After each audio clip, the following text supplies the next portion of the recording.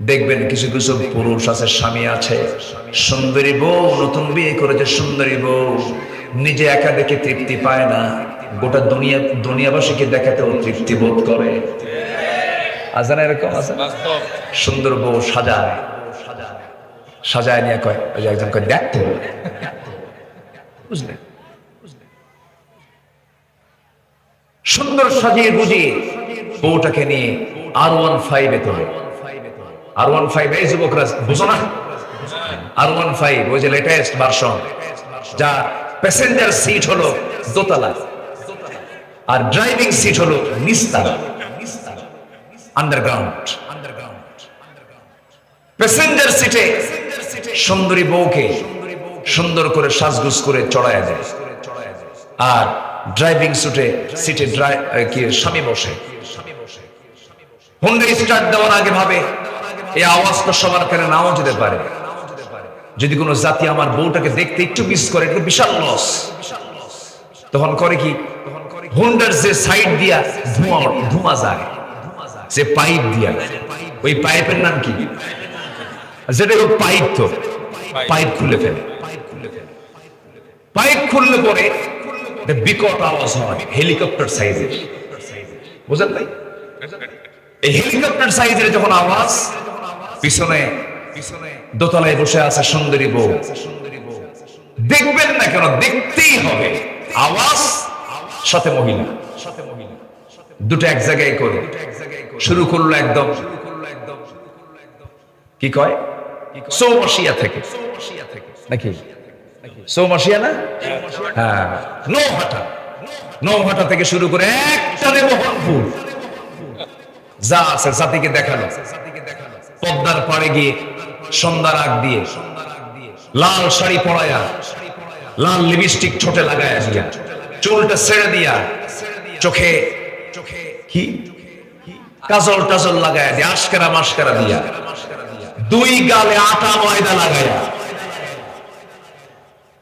16 Pro Max iPhone দিয়ে ছবি তুলে ফেসবুকে আপলোড দিয়ে ক্যাপশন লিখলো, আর্টিকেল লিখলো, ফেসবুকে আপলোড দিয়ে লিখলো, আসুন প্রিয় বন্ধুরা, আসুন আমার বউটাকে সবাই মিলে এখন জামাতের সাথে দেখি। আল্লাহির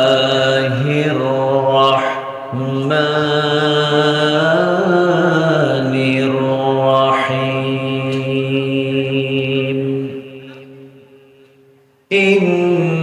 ইন্নাল্লাহা ওয়া মালাইকাতাহু يصلون على النبي يا أيها الذين آمنوا صلوا عليه وسلموا تسليما اللهم صل على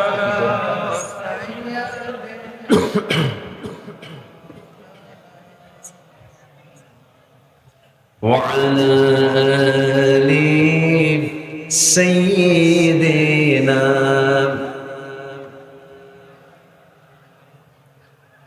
একটু মোহাব্বত দিয়ে নবীর প্রেমে মাতোয়ারা হয়ে জবান খুলে আওয়াজ দিয়ে সবাই বলুন আল্লাহুম্মা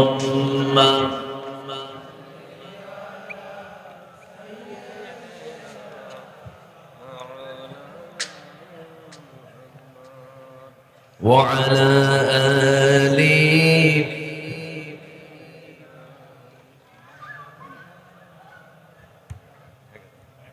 সবাই বলুন বালাগাল উলা বিকামালিহি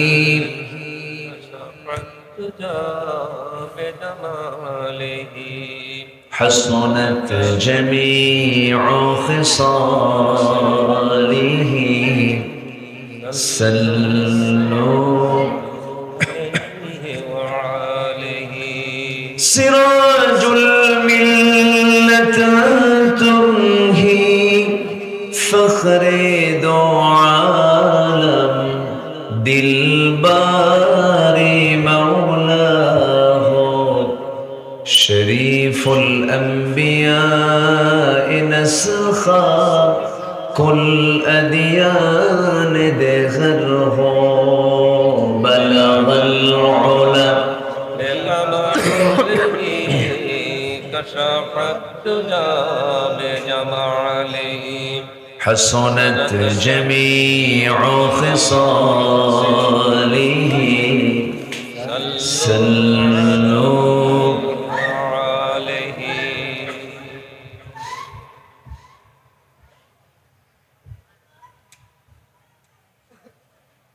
সুজলা সফলা শস্য শ্যামলা সোনার বাংলাদেশের উত্তরাঞ্চল রাজশাহী অঞ্চলের নওগাঁ জেলার মান্দা উপজেলার দারিয়াপুর হাফিজিয়া মাদ্রাসা এতিমখানা মাহফিল ইন্তেজামে কমিটি কর্তৃক আয়োজিত মান্দা ইফতার মাহফিল গ্রুপের উদ্যোগে আয়োজিত দুদিন ব্যাপী তাফসীর মাহফিল 2025-2024 সমাপনী দিবসে সম্মানিত সুযোগ্য সভাপতি অত্র প্রতিষ্ঠানের অত্র মাহফিলের সম্মানিত সাহেব সদর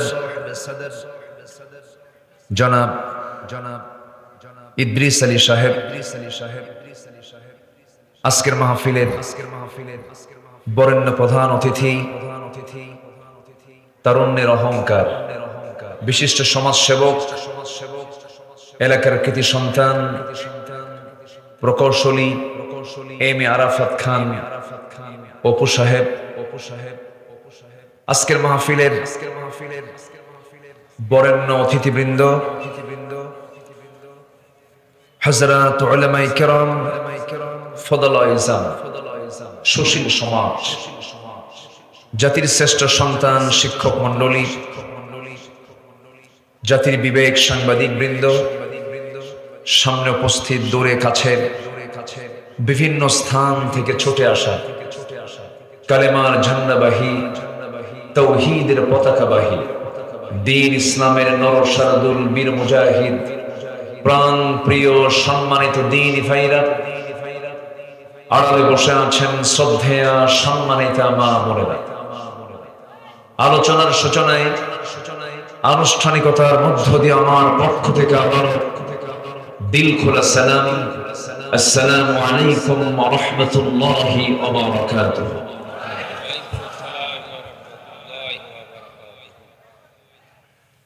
সবাই কেমন আছেন? আমাকে প্রশ্ন করেছেন। আল্লাহ তাআলা আমাকে আপনার মতোই আপনার কাতারেই আপনার সাথী রেখেছেন। বলছি আলহামদুলিল্লাহ। কেন বললাম? যদি সাথী এখানে না থাকতে পারতাম, হয়তো বা কোনো বিপদে মুসিবতে কোনো হসপিটালে অসুস্থতা, তা তো না, আপনার সাথী আছে, বলি আলহামদুলিল্লাহ। তবে মানসিকভাবে পূর্বের সকল সময়ের চাইতে 5 আগস্টের পর থেকে অনেক ভালো আছি, বলি আলহামদুলিল্লাহ। 16টা বছর ধরে একটাই গালি শুনতে শুনতে ক্লান্ত হয়ে পড়েছিল, সেটা হলো রাজাকার। শেষ পর্যন্ত রাজাকার শব্দ দিয়ে তাকে বিদায় হতে হবে, ঠিক কিনা? 16 বছর এই গালি কত যে শুনেছি। সম্মানিত ভাই, ফেরাউন ক্ষমতায় ছিল, ফেরাউন বেঁচে ছিল পৃথিবীতে 1600 বছর, আর এরা ছিল হলো 16 বছর। সংখ্যার যে মিল হলো কেমনে বুঝলাম, তাই না? একটা হলো টপ ফেরাউন, এটা হচ্ছে মিনি ফেরাউন। ওটা ছিল হলো মেল ফেরাউন, এটা হলো ফিমেল ফেরাউন। তফাৎ তেমন নাই। আমরা বসতে পেরেছি জান্নাতের টুকরায়, আসতে পেরেছি রহমতের জালসায়, যুবকদের আয়োজনে, এমন সুন্দর পরিবেশে আমরা বসতে পেরেছি। প্রাণবন্ত একটি পরিবেশ, যেন হই ফুটছে মাহফিলের ভিতরে।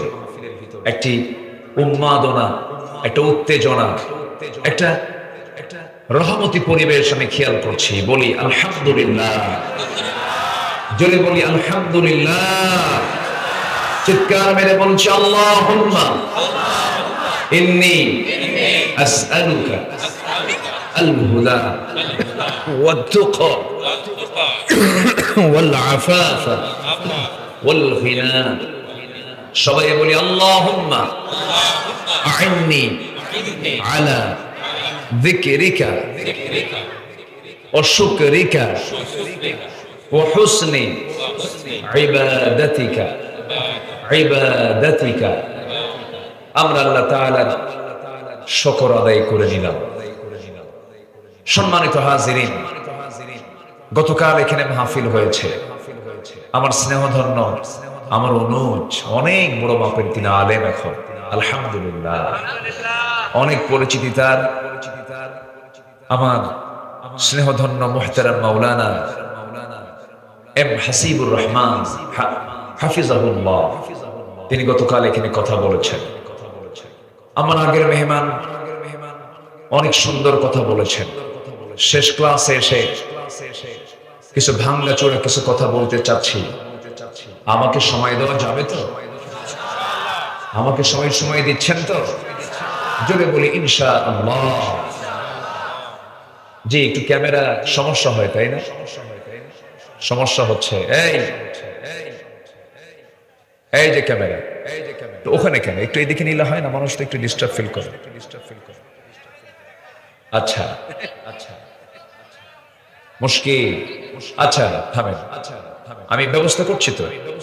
আমি আপিল শুনেছি। এখন বিষয়টা হলো, আপনি আলোচনা শুনতে এসেছেন কত হাজার হাজার অথবা লাখ, কিন্তু এই যে ক্যামেরাগুলো আসছে কষ্ট করে, কত দূর থেকে আসছে, তারা এই আমার আলোচনাটা তারা এই ক্যামেরায় ধারণ করবে এবং আগামীকালকের মধ্যেই এই আলোচনাগুলো কোটি মানুষের মাঝে পৌঁছে যাবে। আলহামদুলিল্লাহ। তাহলে ব্যবস্থা কেমন? এটা কি ভালো? বেঠিক না ঠিক? তো আমার কথা বল কেন?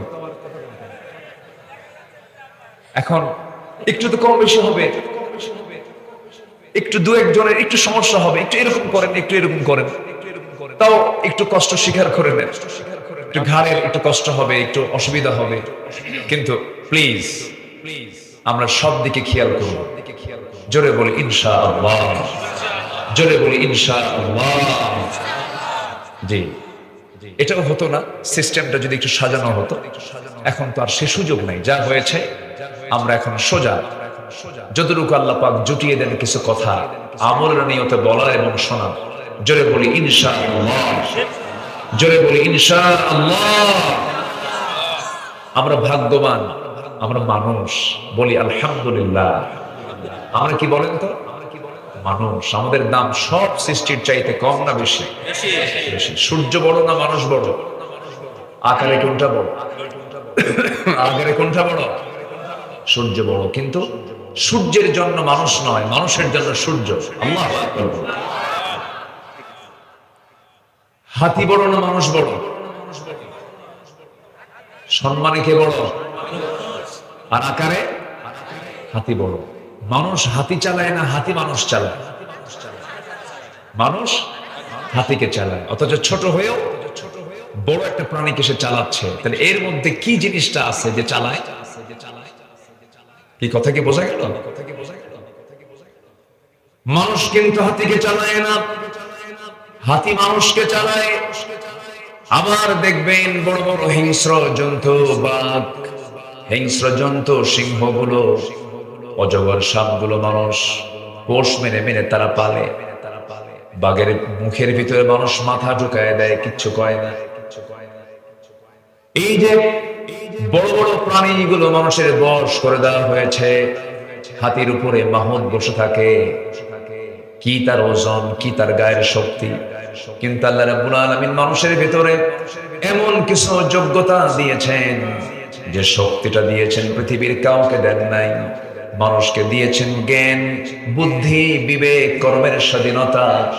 যখন কোনো বান্দা এই জ্ঞান, বুদ্ধি, বিবেক, এই তিনটা জিনিসকে খাটিয়ে যে বান্দা কোরআনকে সামনে রেখে, আল্লাহর হুকুমকে সামনে রেখে চলবে, ওই বান্দার মর্যাদা গোটা পৃথিবীর সকল কিছুর উপরে হয়ে যায়। জোরে বলি সুবহানাল্লাহ। যদি শক্তির দিক থেকে যদি শ্রেষ্ঠত্ব নির্বাচন হতো, তাহলে হাতির বেশি কিছু করা লাগতো না। সামনে ওর একটা লম্বা অংশ আছে, ওটাকে এলাকায় কি করে, শুধু দিয়ে উপর থেকে মাহত্রে এটা প্যাঁচ মেরে, একদম মেরে, বেশি না, খালি একটা ঠ্যাং আস্তে করে শুধু মাথার করে না, পট পট করে বেলের মতো ফাটত। কিন্তু তা তো করে না। কেন? আল্লাহ তাআলা হাতির ভিতরে ওহী ঢুকিয়ে দিয়েছেন। হাতি তোর উপরে যে বসে আছে হচ্ছে আমার সৃষ্টিকুলের সেরা জীব। আল্লাহু আকবার। এত সম্মান আল্লাহ তাআলা মানুষকে দান করেছেন। আল্লাহ রাব্বুল আলামিন বলেন, হুয়াল্লাযী খালাকা লাকুম মা ফিল আরদি জামিআ। তিনি সেই মহান সত্তা, যিনি তোমাদের জন্য গোটা পৃথিবীর যা কিছু আছে সব তুমি মানুষ তোমার জন্য সৃষ্টি করেছেন। আর তুমি বান্দা, তোমার দায়িত্ব হলো আল্লাহর প্রশংসা করে তোমার মুখ থেকে বলে ফেলা। সবাই বলুন আলহামদুলিল্লাহি রাব্বিল আলামিন। সবাই বলুন আলহামদুলিল্লাহি রাব্বিল আলামিন আর-রাহমানির রাহিম মালিকি ইয়াউমিদ্দিন ইয়্যাকা না'বুদু ওয়া ইয়্যাকা নাস্তাঈন ইহদিনাস সিরাতাল মুস্তাকিম সিরাতাল্লাযীনা আন'আমতা আলাইহিম গায়রিল মাগদুবি আলাইহিম ওয়ালাদ-দাল্লিন। এরপরে আরো জোরে বলি। বান্দার দায়িত্ব আল্লাহর প্রশংসা করা, আল্লাহর আইন কানুনকে মেনে নেওয়া, আল্লাহর বিধি বিধানকে মেনে নেওয়া। কিন্তু দুঃখজনক হলো সত্য, বান্দা নামাজ পড়ে আল্লাহর নিয়মে, কিন্তু দেশটা চালাতে চায় না আল্লাহর নিয়মে। এরকম সুবিধাবাদী মুসলমান বুঝে আমার দেশে নাই। আসতে বলবেন না, আছে না নাই? হজ করতে যায়, মসজিদ বানায় দেয়, রমজান মাসে রোজা রাখে, কিন্তু যখন বলা হয় সুদের কারবার চলবে না, মদের দোকান চলবে না, জেনার কারবার চলবে না, ওর মাথা খারাপ। আছে কি না? আসতে বলবেন না, আছে না নাই? এই কথা, এই বক্তব্য যে সমস্ত আলেমরা দিয়েছে, দীর্ঘ 16 বছর তাদের উপর অত্যাচার, স্টিম রোলার চালানো হয়েছে। সব আলেম কিন্তু এই জাতীয় কথা বলে না। আমার দেশে এমন আলোচকও আছে যার ভক্ত হলো শামীম ওসমানের মতো একজন কি খ্যাতনামা আলেমের দিন। শামীম ওসমানের নাম শুনছেন কিনা জানি না। নারায়ণগঞ্জের একজন কুতুব, তাহাজ্জুদ গোজা। শামীম ওসমান তার এলাকায় এক আলোচক ওয়াজ করতে গেছে, বলে হুজুর আমি আপনার জিকিরের খুব ভক্ত, ওয়াজের ভক্ত না। কিসের ভক্ত? জিকিরের ভক্ত। ডিজে গান, বসেন বসেন, আছে না একটা, আমি আপনার জিকিরের খুব ভক্ত। আপনি যখন জিকির করেন তখন আমি মনে হয় আসমানে চলে যাই। তো আপনি এখন জিকির করবেন, আমি আপনার জিকির শুনতে শুনতে আমার বাড়ি পর্যন্ত চলে যাব। দেখেন, ও থাকবে না, বাড়ি পর্যন্ত চলে যাবে। বিগত 16 বছর অনেকে তেল মারা বক্তৃতা দিয়েছেন, হক কথা বলেননি। বিগত 16 বছর অনেক আলেম ওই জালিম সরকারের সকল সুযোগ সুবিধা গ্রহণ করেছেন, আবার তিলে তিলে জেলে থেকে জীবন পর্যন্ত দিয়ে দিয়েছেন। এমন আলেমও আছে না নাই? আসতে বলবেন না, আছে না নাই? আমার কি দোষ ছিল? আমার তো জন্ম 71-এ না, আমি তো তার বহু পরে জন্ম। আমার 2018 সালের দিকে আমাকে নির্বাচনের আগ দিয়ে সাদা পুলিশ সাদা পোশাকে সাদা মাইক্রোবাস করে আমাকে ধরে নিয়ে চলে গেল। নিয়ে চলে যাওয়ার পর আমাকে মামলা ঠুকিয়ে দিয়ে জেলখানায় ঢুকানো। জেলখানায় ঢুকলাম। ঢোকা মাত্র এদিকে সামনে এক 85 বছরের বৃদ্ধ মানুষ, উনিও জেলখানায়। তা আমার দেখে লম্বা একখান সালাম দিলেন। সালাম দিয়ে কয়, হুজুর আপনি জেলখানায় ঢোকাতে আমি খুব খুশি হয়েছি। বললাম যে আপনি খুশি হলেন কেন? জেলে কি খুশি হওয়ার কথা? হুজুর অনেক দূর থেকে ওয়াজ শুনি, সাক্ষাৎ হয় না, মুসাফা হয় না, তো আপনি এত সুন্দর করে কাছাকাছি আসবেন, পাশাপাশি শুয়ে থাকবো, দেখা হবে, বিশাল আনন্দ হুজুর থাকে। কি কথা কি বুঝতেছে? গ্রামের মানুষ খুব সরল মনে কথাগুলো বললেন। আমি চাচাকে বললাম, চাচা আপনার বয়স 85 বছর, কোথায় কোন ঘটনা ঘটাইছেন? মামলা কেন? বাবা আমার নামে মামলা দিয়েছে, বিস্ফোরক মামলা। তো বললাম আপনি কি বিস্ফোরক বোঝেন কিছু? বাবা এটা কি জিনিস তাও তো বুঝি না, এটা দিয়ে খায় না কি করে? অর্থাৎ বিস্ফোরক হচ্ছে যে সমস্ত সন্ত্রাসীরা ওই কি বলে ককটেল বানায়, তারপরে বিভিন্ন বোমা তৈরি করে ত্রাস সৃষ্টি করে, এদের বিরুদ্ধে সাধারণত বিস্ফোরক মামলা হয়। 85 বছরের বুড়ার হাতের ফিটনেস তো ঠিক আছে, ককটেল মারেন নাকি? 85 বছর বয়সে তার নামে দিছে এই মামলা। একটা শিক্ষামন্ত্রী আনোয়ার ইহসানুল হক মিলন, কচুয়াবাড়ি, চাঁদপুর, মালয়েশিয়ায় তিনি দীর্ঘদিন ছিলেন, দেখা হয়েছিল। ওনার বিরুদ্ধে দিয়েছে হলো গরু চুরির মামলা। আর আল্লামা মামুনুল হকের বিরুদ্ধে দিয়েছিল হলো ভ্যানিটি ব্যাগ চুরির মামলা। চিন্তা করে দেখে। আর আল্লামা সাইদির বিরুদ্ধে যে মামলা হয়েছে, সেই মামলার সাক্ষীর জন্ম হলো 76 সাল, ঘটনা হলো 71 সাল। এই কথা কি বুঝতেছেন আপনারা? কথা কি বুঝতেছেন? এই করেই কেটেছে তাদের 16 বছর। বহু কথা আছে, আস্তে আস্তে করে শুনবেন। সবাই রাজি আছেন তো? সবাই শুনতে রাজি আছেন তো? ইনশাআল্লাহ। আল্লাহ কবুল করুন, আল্লাহ কবুল করুন। সম্মানিত ভাইয়েরা, আমাদের দিন শেষে আমাদের সাক্ষাৎ হবে শুধু একজনের সঙ্গে, পার্মানেন্ট। তিনি কে? আসতে বলেন, তিনি কে? আজকে আমার আপনার সাক্ষাৎ এখন হচ্ছে, আর নাও হতে পারে। আপনার বউ বাড়িতে আছে, আগামীকালকে আপনার বউয়ের সঙ্গে সাক্ষাৎ নাও হতে পারে। আপনার ছেলে হেরে যেতে পারে। কেউ আমার আশেপাশে যা আছে কারোর সঙ্গে আমার সাক্ষাৎ স্থায়ী নয়। আমার সঙ্গে সাক্ষাৎ স্থায়ী হবে যার সাথে, যিনি কখনো হারাবেন না, ফুরাবেন না, কখনো হেরে যাবেন না। তিনি কে? আসতে বলেন, তিনি কে?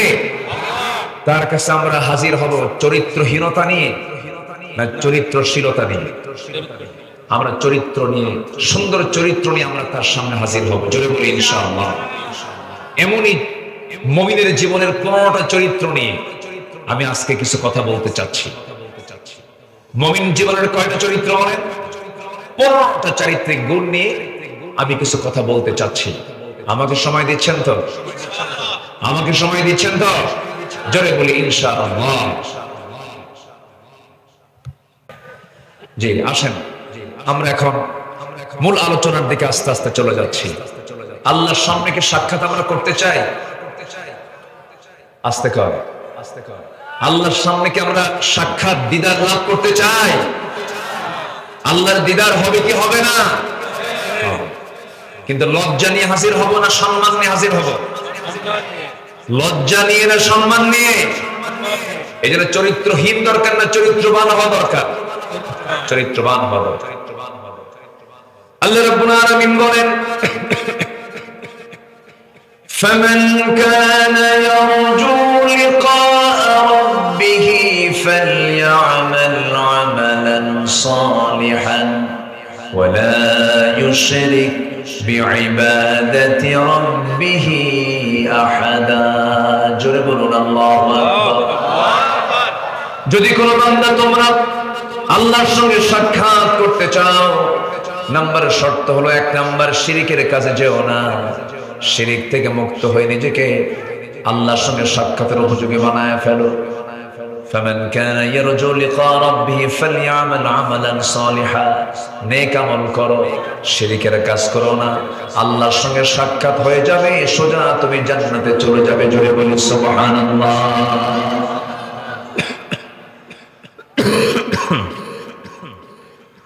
আল্লাহর সঙ্গে সাক্ষাৎ যত হতেই হবে, জান্নাতের মধ্যে আল্লাহ রাব্বুল আলামিন জান্নাতি বান্দার সঙ্গে সাক্ষাৎ করবেন। সেই সময় জান্নাতি বান্দাগুলো আল্লাহকে তেমন করে দেখতে পাবে যেমন করে আকাশের পূর্ণিমা রাতের চাঁদ যেমন উজ্জ্বল দেখতে পায়, আল্লাহকে দেখতে পাবে। আল্লাহকে দেখার শখ আছে না নাই? আসতে বলবেন না, আছে না নাই? দুনিয়ায় না জান্নাতে? দুনিয়ায় না জান্নাতে? দুনিয়াতে হবে দেখা? আল্লাহর সঙ্গে কি দেখা হবে আজকে দুনিয়াতে? একজন নবী দেখতে চেয়েও দেখতে পাননি, নবীর মতো এত দামি মানুষ দেখতে চেয়েও দেখতে পাননি। সে নবীটার নাম কি বলুন? অস্ত সবাই পায়। এত সুন্দর করে জবাব দিলেন, আলহামদুলিল্লাহ। জেলার নাম কি? বলেন। নও মানে কি পুরাতন না নতুন? নওগাঁ। কোনদিন আর পুরাতন গা হবে না, না? নওগাঁ, নওজোয়ান একটা মাঠ আছে না, মানে পুরাতন জোয়ান নাই আর, সব নওজোয়ান, সব নওগাঁ। আলহামদুলিল্লাহ। আল্লাহ আপনাদেরকে জান্নাতেও নতুন বানায় দিন। জোরে বলি আমিন। জান্নাতে কোনো পুরাতন হবে না, জান্নাতে কেউ কখনো বুড়া হবে না, কারো চুল সাদা হবে না, কারো চামড়া কুচকাবে না। আসল নওগাঁ হলো জান্নাত।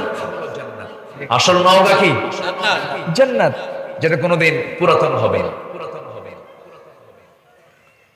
আমার ভাইরা, সেই জান্নাত পেতে হলে, সে আল্লাহর সঙ্গে সাক্ষাৎ করতে হলে, মোটামুটি কোরআনের আলোকে আমি 15টা চারিত্রিক গুণ আমি তুলে ধরতে চাচ্ছি। সবাই মাথায় নিয়ে রাখবেন, মুখস্থ করে যাবেন। একটা একটা করে আমরা শুনবো, মুখস্থ করব, আমলগুলো করার চেষ্টা করব। নাম্বার 1 হলো, ওই সমস্ত বান্দাগুলো আল্লাহর সঙ্গে সাক্ষাৎ করবে যে বান্দা তার জীবনে মিথ্যার আশ্রয় নেয় না, যে বান্দা সত্যবাদিতাকে প্রাধান্য দিয়ে দেয়, সত্যের বাইরে মিথ্যার কাছে ধারে পাশেও যায় না। আল্লাহ রাব্বুল আলামিন বলেন, ইয়া আইয়ুহাল্লাযীনা আমানু তাকুল্লাহা ওয়া কুলু قولا سديدا يصلح لكم أعمالكم ويغفر لكم ذنوبكم ومن يطع الله ورسوله فقد فاز فوزا عظيما جرب الله أكبر ইমানদারেরা তোমরা আল্লাহকে ভয় করো আর সোজা সাপটা কথা বলো, মিথ্যার আশ্রয় নিও না, মিথ্যার প্রতারণার ফাঁদে পা দিয়ে মিথ্যার দিকে তুমি যেও না, সর্বদা সত্য কথা বলবে, মিথ্যার কাছে যাবে না। এক সাহাবী নবীর কাছে এসে বললেন, ইয়া রাসূলুল্লাহ, আমি বেশি আমল করব না, আপনি আমাকে শুধু একটা আমল দিয়ে দেন। নবীর কাছে কয়টা আমল জানতে চাইলেন? একটা আমল তিনি শিখতে চাইলেন। হুজুর আমি বেশি আমল করব না, একটা আমল আমাকে শেখায় দেন। রাসূল শুধু তাকে বললেন, তুমি যদি একটা আমল শুধু করতে চাও, এক আমলই তোমাকে জান্নাতে নিয়ে যাবে। সে একটা আমল হলো মিথ্যা কখনো বলবে না। যাও, সুবহানাল্লাহ বলবেন না? ওয়াজ কি বেশি লাগে? এই একটা ওয়ার্ড যদি আমরা আজকে শিখে যাই, মিথ্যা বলবো না, এই বাক্য যদি আমরা আমল করে আল্লাহর কসম করে বলি যে মিথ্যা ছেড়ে দেবে, সে জাহান্নামে যাবে। আল্লাহু আকবার বলে। কিন্তু আমাদের দেশের অধিকাংশ মানুষগুলো সত্য কথা বেশি বলে না মিথ্যা কথা বেশি বলে? বলেন বলেন, সত্য না মিথ্যা? মিথ্যা। দেখেন না, ক্ষমতা থেকে পালানো 7 দিন না মাত্র 5 দিন আগে বললো হাসিনা পালায় না। কইছে না? বলছে কিনা বলেন? 5 দিন পার হইছে, পালায় চলে গেল। সম্মানিত ভাইয়েরা, 45 মিনিট সময় বেঁধে দেওয়া হয়েছিল। দুপুরের খাবার প্রস্তুত করা হয়েছিল গণভবনে। খাবারটাও তার কিসমতে জোটে নাই। সারা মাস জুড়ে আমার সন্তান, আপনার সন্তানরা ছাত্র বৈষম্য বিরোধী আন্দোলনের সেই ছাত্রগুলো আন্দোলন করে করে ক্লান্ত, ক্ষুধার্ত পেট নিয়ে গণভবনে ঢুকে মুরগির রানগুলো অনেক খেয়েছে। দেখেন না আপনারা? দেখেন নাই? দেখেন নাই? আমি মাঝে মাঝে একটু চিন্তা করি। আমার মনে একটা ধারণা ছিল ডিভাইসের যুগে, এই মোবাইলের যুগে, গেমসের যুগে, ফ্রি ফায়ার পাবজির যুগে ছেলেপুলেগুলো মনে হয় মাদকাসক্ত হয়ে পড়লো, ডিভাইস আসক্ত হয়ে পড়লো, নষ্ট হয়ে গেল। এটা আমার একটা ধারণা ছিল। কিন্তু ওরা যে জাতে মাতাল তালে ঠিক তা বুঝে নেই। ওরা কিন্তু তালে ঠিকই ছিল, আসল জায়গা মতো ওরা হানা দিয়েছিল। গণভবনকে তারা সেদিন গণভবনই রূপ দিয়েছিল। আলহামদুলিল্লাহ বলে, জোরে বলি আলহামদুলিল্লাহ। সম্মানিত ভাইয়েরা, সম্মানিত ভাইয়েরা, সম্মানিত বন্ধুগণ, এই দুনিয়া জুড়ে যেই গোষ্ঠী জুলুমের পথ বেছে নিয়েছে তাদের অবস্থা ফেরাউন হামানদের মতোই হয়েছে। সম্পদ দিয়ে কি করবেন? সম্পদের বিশাল পাহাড়, গোটা বাংলাদেশের টপ ধনী, বিশাল ধনী, হলমার্ক শেয়ার বাজার কেলেঙ্কারির মূল হোতা সালমান এফ রহমান ওরফে দরবেশ। এই দরবেশ বিশাল সম্পত্তির মালিক হওয়ার পরও টাকা দিয়ে তো বাঁচতে পারল না। শেষমেশ বাঁচার জন্য অস্ত্র হাতে নিল কি? সে ভাবলো আমাকে যেন কেউ না চেনে।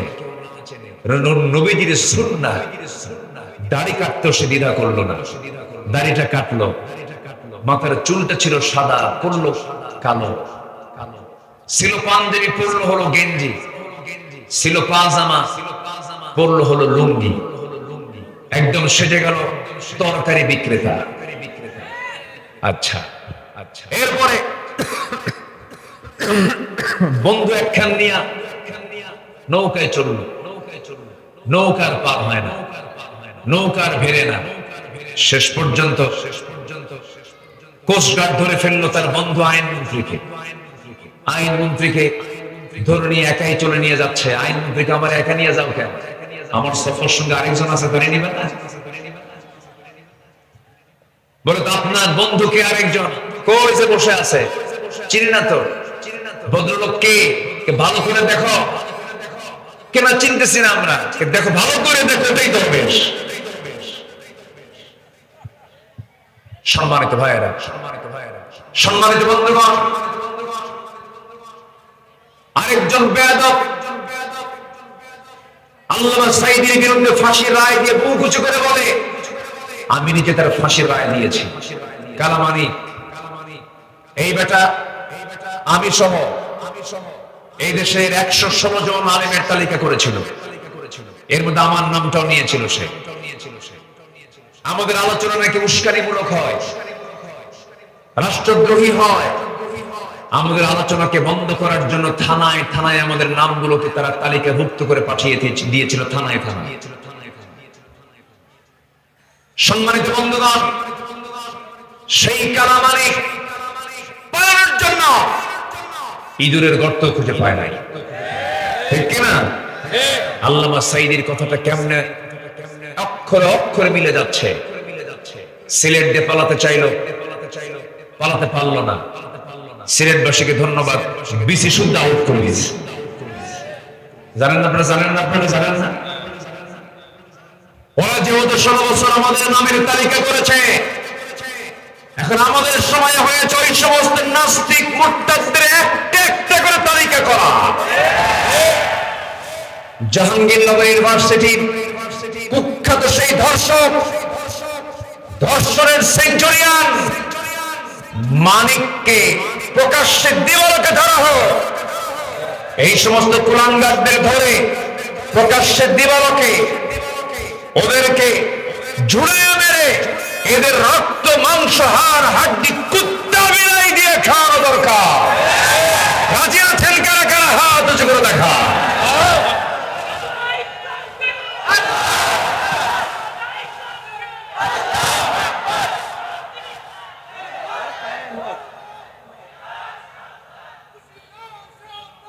ইসলামের শত্রুরা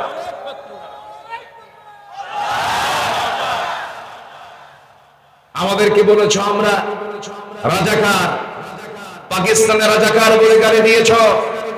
আমাদের কেউ পালায়া পাকিস্তান যায় নাই, ভারতীয় রাজাকাররা সব ভারতে গিয়ে বসে আছে।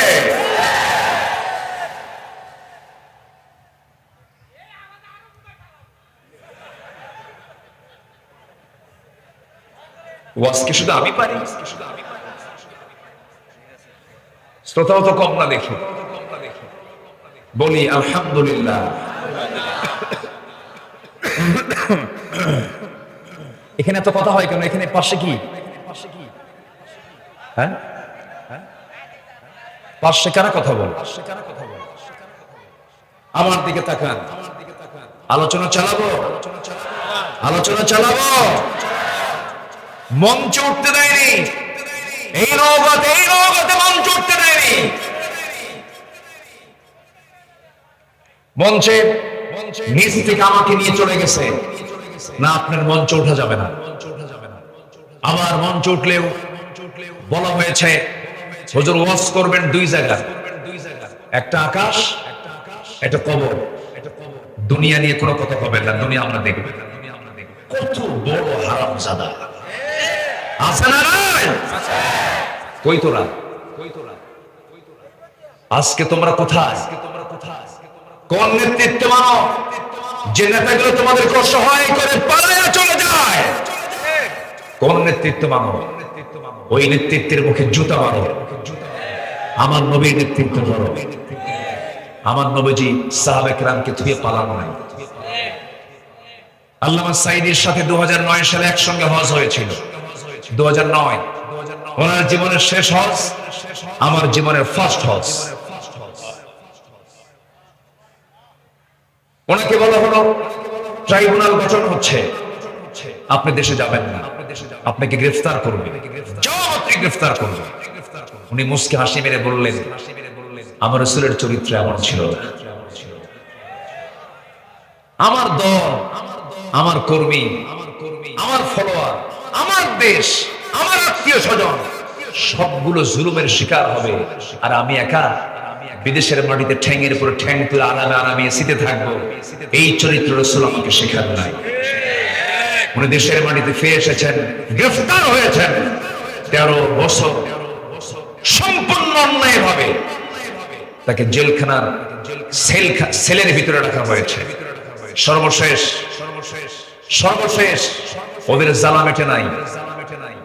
বিশ্বনন্দিত আলেমে দ্বীনকে সেই জেলখানা থেকে 13ই আগস্ট 2023 ধরে নিয়ে চিকিৎসার নাম করে জোরপূর্বক তাকে গাড়িতে উঠানো হয়। উনি সেই সময় বলেছেন, আমাকে কেন নিয়ে যাচ্ছেন, কোথায় নিয়ে যাচ্ছেন? আপনি অসুস্থ। আমি তো নিজেই জানি না আমি অসুস্থ। কি কথা কি বুঝতেছেন? রোগী জানে না, রোগী জানে না, রোগী যে রোগী নিজেই জানে না। শাহবাগে নিয়ে গিয়ে হসপিটালাইজড করা হলো। তার দুটো সন্তান ভিক্ষুকের মতো বারবার বলেছে, আমার আব্বাকে একটাবার দেখার সুযোগ দেন। দেখার সুযোগ দেয়নি। তিনি একটা মুস্কি হাসি মেরে বিদায় নিয়েছেন। জানেন না আপনারা? জানেন না? দেখেন নাই? ওনার শেষ বিদায় ছিল কান্নানা হাসি। কান্নানা হাসি। ওই হাসি প্রমাণ করে দেবে আগামীর পূর্ব দিগন্তে ইসলামের সূর্যোদয় হয়ে যাবে।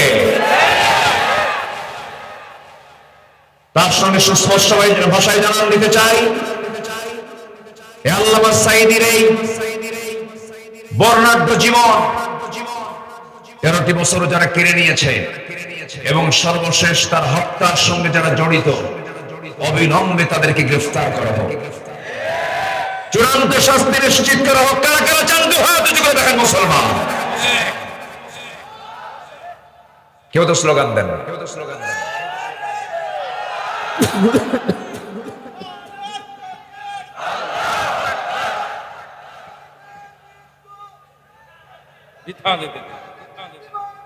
শহীদের মৃত্যু যেতে দেব না।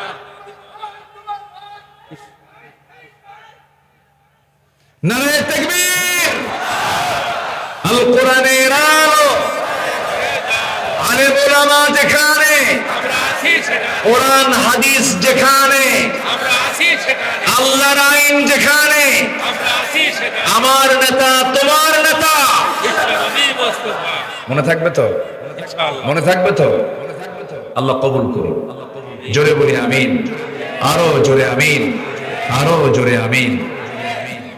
আল্লাহর সঙ্গে সাক্ষাৎ করতে হলে মিথ্যা না সত্য বলেন?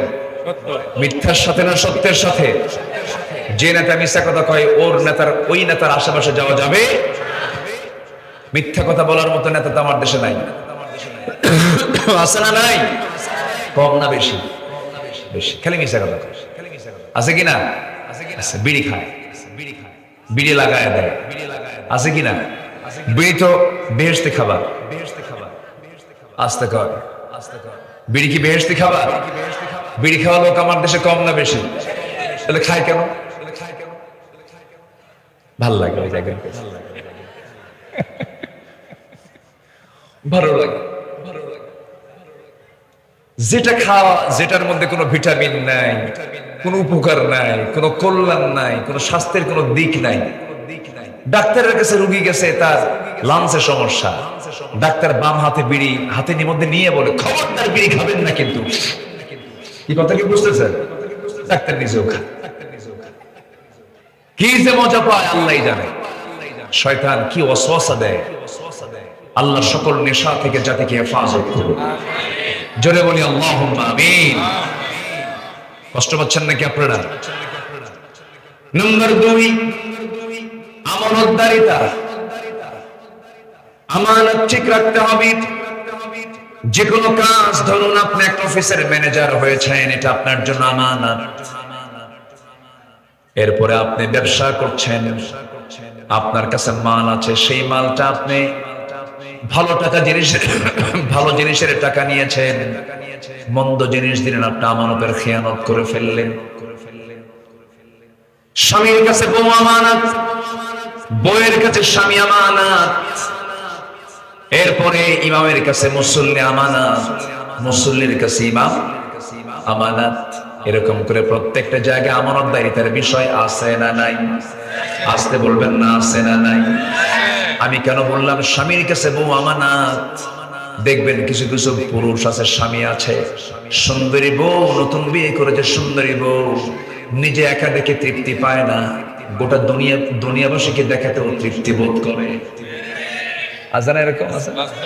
সুন্দর বউ সাজায়, সাজায় নিয়ে কয়, ওই যে একজন কয় দেখতে, বুঝলেন? সুন্দর সাজিয়ে বুঝিয়ে বউটাকে নিয়ে R15 তোলে। R15 এই যুবকরা বুঝো না? R15 ওই যে লেটেস্ট ভার্সন, যা প্যাসেঞ্জার সিট হলো দোতলা আর ড্রাইভিং সিট হলো নিচতলা, আন্ডারগ্রাউন্ড। প্যাসেঞ্জার সিটে সুন্দরী বউকে সুন্দর করে সাজগুজ করে চড়ায় দেয়, আর ড্রাইভিং সিটে স্বামী বসে। হুন্ডা স্টার্ট দেওয়ার আগে ভাবে এই আওয়াজ তো সবার কানে নাও যেতে পারে, যদি কোনো জাতি আমার বউটাকে দেখতে একটু মিস করে, এটা বিশাল লস। তখন করে কি, হুন্ডার যে সাইড দিয়া ধোঁয়া যায়, যে পাইপ দিয়া, ওই পাইপের নাম কি? যেটা পাইপ, তো পাইপ খুলে ফেলে। পাইপ খুললে পরে বিকট আওয়াজ হয়, হেলিকপ্টার সাইজের। বুঝলেন ভাই? এই হেলিকপ্টার সাইজের যখন আওয়াজ, পিছনে দোতলায় বসে আছে সুন্দরী বউ। দেখবেন না কেন, দেখতেই হবে। আওয়াজ সাথে মহিলা, দুটো এক জায়গায় করে শুরু করলো একদম কি কয় চৌমাসিয়া থেকে নাকি চৌমাসিয়া না, হ্যাঁ নৌহাটা, নৌহাটা থেকে শুরু করে একটানে মোহনপুর যা আছে জাতিকে দেখালো। পদ্মার পাড়ে গিয়ে সন্ধ্যার আগ দিয়ে লাল শাড়ি পরায়া, লাল লিপস্টিক ঠোঁটে লাগায়া দিয়া, চুলটা ছেড়ে দিয়া, চোখে কি কাজল টাজল লাগায়া দিয়া, আশকারা মাস্কারা দিয়া, দুই গালে আটা ময়দা লাগায়া 16 Pro Max আইফোন দিয়ে ছবি তুলে ফেসবুকে আপলোড দিয়ে ক্যাপশন লিখলো, আর্টিকেল লিখলো, ফেসবুকে আপলোড দিয়ে লিখলো, আসুন প্রিয় বন্ধুরা, আসুন আমার বউটাকে সবাই মিলে এখন জামাতের সাথে দেখি। যেরকম নাউজুবিল্লাহ। বউ কি জামাতে দেখার না পার্সোনাল দেখা? বলেন, বউ কি পাবলিক না পার্সোনাল? তাহলে এগুলো যারা করে তারা কি আমানত রক্ষা করলো না খেয়ানত করলো? খেয়ানত করলো। সমাজের রোগ কমানো না বাড়ায় দিল? বাড়ায় দিল। এই খেয়ানত গুলো করা যাবে না। কোন বান্দার হক নষ্ট করা যাবে না, সম্পত্তি দখল করা যাবে না। খাস পুকুর গুলো এই 16 বছর খেয়েছে একটা গ্রুপ, আবার যেদিন ক্ষমতা ছেড়ে চলে গেছে এখন খাচ্ছে আরেক শিয়াল গ্রুপ। আসতে কম কেন? আসতে কম কেন? কথা বললি তো দোষ হয়ে যায়। কোন চাঁদাবাজি হতে দেবেন না আপনারা। যুবকরা তোমরা সজাগ থাকো। তোমার ভাইয়ের রক্তের মধ্যে দিয়ে দেশের বিজয় এসেছে। কোন সন্ত্রাসী চাঁদাবাজির স্থান বাংলার জমিনে হবে না।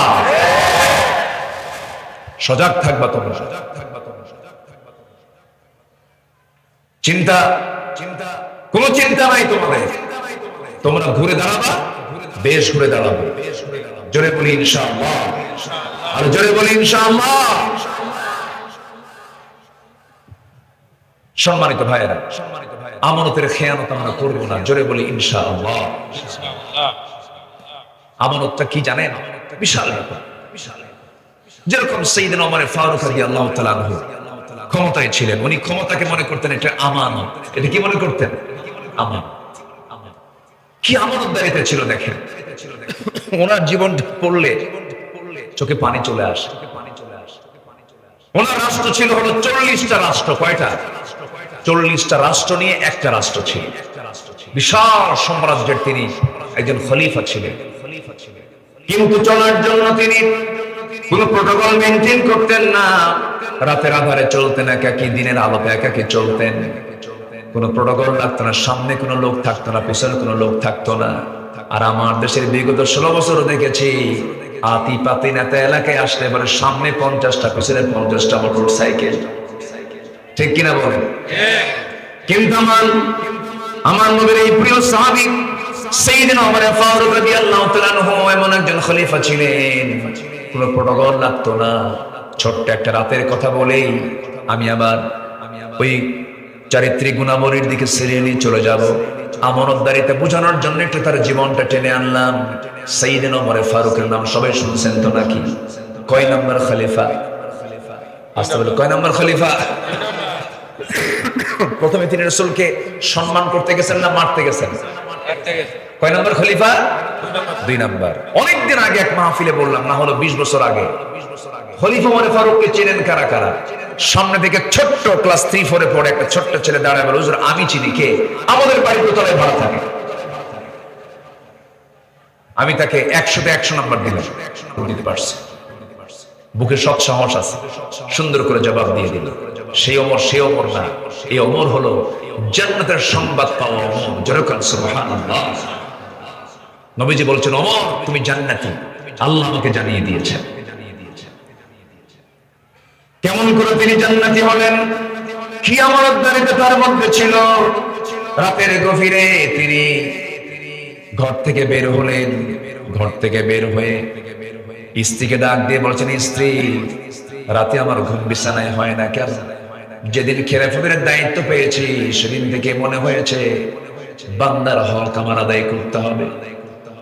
ক্ষমতা হচ্ছে আমার একটা আমানত। আমার প্রতিবেশীর যদি কোনো সমস্যা হয় কিয়ামতের দিন আমাকে আসামির কাঠগড়ায় দাঁড় হতে হবে। অন্ধকার নিজুম পড়লি এশার নামাজ পড়ায়া যৎকিঞ্চিত কিছু খাবার খেয়ে তিনি ঘর থেকে বের হয়ে পড়লেন। হঠাৎ করে দেখেন বাচ্চাদের কান্নার আওয়াজ। কান্নার আওয়াজ তার কানকে ভারী করে তুললো। ওই বাড়ির সামনে দাঁড়িয়ে বলছেন, এই বাড়িতে কি বাচ্চাদের মা নাই? সন্তানগুলো কান্দে, মা কি করে? ভিতর থেকে আওয়াজ আসলো, কান্না থামাতে পারছি না কারণ ঘরে কোনো খাবার দাবার নাই। আমি বিধবা মানুষ, আমার স্বামীর ইন্তেকাল হয়ে গেছে, বাচ্চাগুলো না খাওয়া, এই জন্য বাচ্চাগুলো কাঁদতেছে। ওমরে ফারুক নিজেকে আসামি মনে করে কেঁদে কেঁদে চলে গেছেন। তিনি বাইতুল মালে চলে গেছেন, খাদ্যের গোডাউনে চলে গেছেন। খাদ্যের গোডাউনের ম্যানেজারকে বললেন, একটা আটার বস্তা আমার নামে এন্ট্রি করো, আমার পিঠে উঠাইয়া দাও। ম্যানেজার বলছেন, আমিরুল মুমিনিন, আমার দ্বারা সম্ভব নয়, আপনার পিঠে আমি কেমনে খাদ্যের আটা বস্তা কেমন করে তুলে দেই? খেপে গিয়ে বলছেন, ও ম্যানেজার, কিয়ামতের দিন আমার আমলনামা তোমার পিঠে যাবে না, আমার পিঠে আমার আমলনামা নিতে হবে। এক বস্তা আটা নিজের পিঠে বহন করে তিনি রওনা করলেন। রওনা করে ওই মহিলার বাড়ির সামনে গিয়ে দাঁড়ায়া কেঁদে কেঁদে বলছে, মহিলা, ও বিধবা, এই যে এক বস্তা আটা দিয়ে গেলাম, যখন ফুরে যাবে আমাকে সংবাদ দেবে, আমি ওমর নিজে আমার নিজের পিঠে বহন করে আমি তোমার বাড়িতে পৌঁছায় দিয়ে যাবো। সুবহানাল্লাহ। ওমরে ফারুক রাদিয়াল্লাহু তাআলা আনহু এরপরে আবার রওনা করলেন। সামনের দিকে চলতে চলতে দেখেন ভিতর থেকে কান্নার আওয়াজ, একজন বড় মহিলার কান্নার আওয়াজ। প্রশ্ন করলেন, ভিতরে কান্দে কে? কি হয়েছে? পেটে বাচ্চা, ডেলিভারির যন্ত্রণা শুরু হয়েছে, কিন্তু নার্স নাই, সেবিকা নাই, ধাত্রী নাই। কি করা যাবে এখন? নিজেও কিছু করতে পারছেন না, কাউকে কিছু বলতেও পারছেন না। গভীর রাত, বাড়িতে আবার তিনি ব্যাক করলেন। বউটাকে বলেন, বউ আমার, বোরকা পড়ো, আমার সঙ্গে তোমাকে যেতে হবে। বউটাকে বোরকা পড়াইয়া দিলেন। সঙ্গে করে নিয়ে এসে ওই মহিলার বাড়ির সামনে দুটো হাত জড়িয়ে ধরে বলছে, আমার স্ত্রী, আল্লাহর কসম করে বলি, আমরা জনগণের শাসক নেই, আমরা হলাম জনগণের খাদেম। এই যে ভিতরে মহিলা কান্নাকাটি করে, নার্স নাই, ধাত্রী নাই, তুমি আমার স্ত্রী হিসেবে তোমাকে বলতে চাই, তোমাকে আজকে সেই ধাত্রীর দায়িত্ব পালন করতে হবে। আল্লাহ না করুন, অবহেলায় যদি মহিলার মৃত্যু হয়ে যায় অথবা শিশুরও যদি মৃত্যু হয়ে যায়, কিয়ামতের দিন আমি ওমর আর তোমাকে আসামির কাঠগড়ায় দাঁড়িয়ে, খুনির কাতারে দাঁড়িয়ে তারা জবাবদিহি করতে হবে। বউটাকে ধাত্রী বানায়া দিলেন। আমার সামনের দিকে চলতে লাগলেন। চলতে চলতে নিঝুম রাত, আল্লাহর কালাম তেলাওয়াত করতেছেন। হঠাৎ করে গুনগুন গুনগুন করে কোন এক ঘরের ভিতর থেকে, ছোট্ট একটা ঘর, কুটির ঘর থেকে ভিতর থেকে তিনি গুনগুন গুনগুন করে কি যেন আওয়াজ শুনতে পাচ্ছিলেন। কাছাকাছি চলে গেলেন দরজা। ওই মহিলা গুনগুন করে চিকন সুরে গান গাচ্ছিল, বিরহের গান, স্বামীকে পাওয়ার জন্য অথবা পুরুষকে পাওয়ার জন্য। ওমরে ফারুক খেপে গিয়ে বলছেন, ইসলামী জনপদে এমন বিরহের গান কোন মহিলা গাচ্ছ? কার এত বড় দুঃসাহস? আওয়াজ থেমে গেল। তিনি দরজায় নক করলেন, দরজা খুলে না। ওই ঘরের পিছন দিকে চলে আসলেন। ঘরটা ছিল খেজুর পাতার বানানো বেড়ার ঘর। আস্তে করে পিছন দিকে টান মারলেন, বেড়া খুলে গেল। ভিতরে ঢুকে দেখেন একজন মহিলা মাথায় কাপড় দেওয়া, পর্দার পরিবেশ রক্ষা করে দাঁড়ায় আছে, সামনে একটা বাতি জ্বালানো। ওমরে ফারুক বলছেন, মহিলা, তুমি কি জানো না এটা হলো ইসলামী জনপদ? তুমি কেন গুনগুন করে গান গাচ্ছ? এবার মহিলা বলছে, আপনি পুরুষ মানুষ, আমি আপনাকে চিনি না। কি আপনার পরিচয়? আমি জানি না, তবে আমি গান গাইছি, এটা আমার জন্য অপরাধ হতে পারে, কিন্তু আপনি আমার ঘরের মধ্যে ঢুকে আজকে একটা, দুইটা, তিনটা নয়, পরপর চারটা বড় বড় দোষ করে ফেলেছেন। ওমরে ফারুক নিজে কিচ্ছু বললেন না, পরিচয়টা গোপন করলেন। এবার বলছেন, কি কি দোষ বলো? এবার মহিলা বলছে, এক নম্বর দোষ হলো আপনি আমাকে সালাম দিয়েছেন নাকি না? ঘরে ঢোকার জন্য অনুমতি নিয়েছেন নাকি না? আপনি একজন পরপুরুষ, আমি একজন পরনারী, পর্দার খেলাফ হয়ে গেছে। আমার বেড়াটা আপনি ভাঙলেন, আমার ঘরটা আপনি ভাঙলেন, আমার সম্পদ নষ্ট হয়ে গেছে। এই চারটি ভুল আপনি করে ফেলেছেন, আমি আপনাকে ছাড় দেব না। ওমর ফারুক বলছে তুমি কি করবে বলো? আগামীকাল সকাল হওয়ার সঙ্গে সঙ্গেই আমি তোমার বিরুদ্ধে ওমরের পার্লামেন্টে গিয়ে আমি তোমার বিরুদ্ধে মানহানির মামলা দায়ের করব। কার সামনে কয়? আস্তে কয়, কার সামনে বলতেছে? ওমরের সামনে। চিন্তা করে, চিন্তা করে। ওমর ফারুক বললেন, মহিলা তুমি যে মামলা দিবা, তুমি কি জানো আমার লোকটা কেমন? এবার মহিলা বলতেছে, আমার জানা মতে এই জমিনে একমাত্র নাইবান শাসক যদি কেউ থাকে সেটাই হচ্ছে ওমর ফারুক রাদিয়াল্লাহু তাআলা আনহু। ওমর ফারুক বলছেন, আমার জানা মতে ওমর ফারুক তেমন জুতের মানুষ না। নিজের কথা কি নিজে ভালো বলা যায় নাকি? মহিলা খেপে গিয়ে বলতেছে, আপনার দোষ আরেকটা যোগ হলো, এটার বিরুদ্ধে মামলা হবে।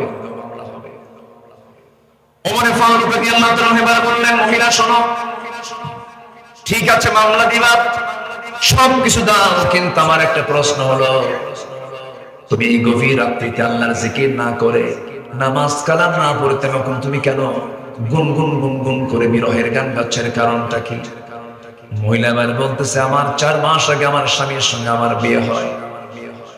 নতুন স্বামীকে কাছে পেয়েছিলাম 3 থেকে 4 দিন মাত্র, কিন্তু ৫ম দিনে এই জনপদের খলিফা ওমর ফারুকের লোকজন আমার স্বামীকে নিয়ে চলে গেল, সীমান্ত প্রহরায় নিয়োগ দিয়ে দিল।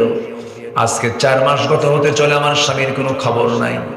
রাত 12টার দিকে ঘুম হঠাৎ করে ভেঙে গেছে, স্বামীর প্রতি আমার প্রেম নিবেদন জেগেছে। স্বামীকে কাছে পাওয়ার জন্য আমার ভিতরে চরম, আমার ভিতরে খেলছিল, আমার মন খেলছিল। আমার বৈধ স্বামীকে পাওয়ার জন্য আমি রাতের বেলা গুনগুন গুনগুন করে বিরহের গান গাচ্ছিলাম। ওমর ফারুক এবারে মাথা নিচু করে ভাবতেছে, ওমর রে তোর আরেকটা দোষ হলো। আল্লাহু আকবার বলবেন না? জোরে করে আল্লাহু আকবার। আলোচনা শুনবেন? আগ্রহ আছে? জোরে বলি ইনশাআল্লাহ।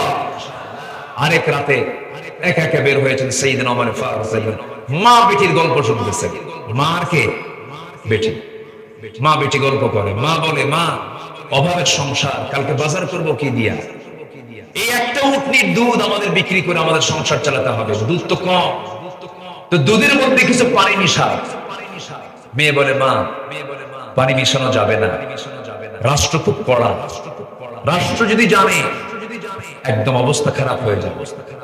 এখন মা বলতেছে, মা রাষ্ট্রের কথা চিন্তা করো, কোন এই গভীর রাত্রিতে কে আসবে এই জায়গায়? ওমর কি এখানে আছে নাকি? কেউ দেখবে না। এবার মেয়েটা বলছে, মা কেউ না দেখলেও দেখার পিছনে একজন আছেন, তিনি আমার কে? সাইয়েদনা ওমর ফারুক মা বেটির কথাগুলো শুনলেন, কিচ্ছু বললেন না, লজ্জাও দিলেন না, ভিতরে ডাকলেন, সোজা চলে গেলেন বাড়িতে। বাড়িতে গিয়ে বউকে বলছে, বউ আমার শোনো, তোমার বড় ছেলের জন্য বৌমা ঠিক করেছি। সুবহানাল্লাহ। কি কি ঠিক করছে? ওমর বৌমা ঠিক করছে। তোমার বড় ছেলের জন্য বৌমা ঠিক হয়ে গেছে, ছেলে বউ ঠিক করে ফেলেছে। কে? খুব ভালো আবেদা সালেহা, গোপনে আল্লাহকে ভয় করে, প্রকাশ্যে আল্লাহকে ভয় করে। কে? কোন বংশের মানুষ? কোন বংশের মানুষ না তেমন, কিন্তু আল্লাহকে দারুণ ভয় করে। যেরকম সুবহানাল্লাহ। ছেলেকে বিয়ে দিতে নিয়ে কত স্বপ্ন দেখি, মেয়েকে বিয়ে দিতে নিয়ে দেখি ছেলে কি করে, ছেলের কি মঙ্গল গ্রহে অফিস আছে নাকি? আর ওমর ফারুক খুঁজতেছে একটা দুধ বিক্রেতার মেয়েকে ছেলের বউ বানাচ্ছেন। আল্লাহু আকবার বলেন। কথা কি বোঝা যায়? কথা বোঝা যায়? আমরা কি খুঁজি আর তারা কি খুঁজে বেরিয়েছে। চলে গেলেন। পরের দিন প্রস্তাব দিয়ে ফেললেন, আমার ছেলের বিয়ে হবে এই বাড়িতে। কার সাথে? দুধ বিক্রেতার মেয়ের সাথে। আল্লাহু আকবার। বিয়ে হয়ে গেছে, বিয়ে পড়ায় দিয়েছেন ওমর ফারুক রাদিয়াল্লাহু তাআলা আনহু। এবং ইতিহাসে এসেছে ওই দুধ বিক্রেতার মেয়ের পেটে এসেছে দ্বিতীয় ওমর, ওমর বিন আব্দুল আজিজ রাহমাতুল্লাহ। পেট ভালো হলে জাত ভালো হয়। আস্তে কর, আস্তে কর কেন? এই জন্য তাকওয়াটা আগে দেখবেন, আগে পরহেজগারিতা দেখবেন। আজকের মাহফিলে কি মায়ের মা বোনরা আসছে? আসছে? আমি কি শেষ করে দেবো নাকি? হবে। মেয়েদের হিসাব তেমন নাই, কিন্তু দুঃখজনক, জাহান্নামী হবে পুরুষ বেশি না মহিলা বেশি? মহিলা বেশি। শুধু মেয়েদের শুধু সামনে একটা প্রশংসা যদি করেন, আপনি দেখতে খুবই সুন্দর, তাই ব্যাস শেষ। অকুল্লা কওলাম মারুফা, মেয়েরা কথা বলবে কেমন করে? পরপুরুষের সঙ্গে একদম ডিরেক্ট কথাবার্তা বলবে, নিক্কণ সুরে কোনো কথা বলতে পারবে না। এটা কার হুকুম? আসতে বলবে না, কার হুকুম? আল্লাহ। আমার ভাইরা, সাইয়েদনা ওমর ফারুক রাদিয়াল্লাহু তাআলা আনহু একদিন কিছু মধু পেয়েছেন, রাষ্ট্রের কিছু মধু তিনি পেয়েছেন, এক বোতল মধু।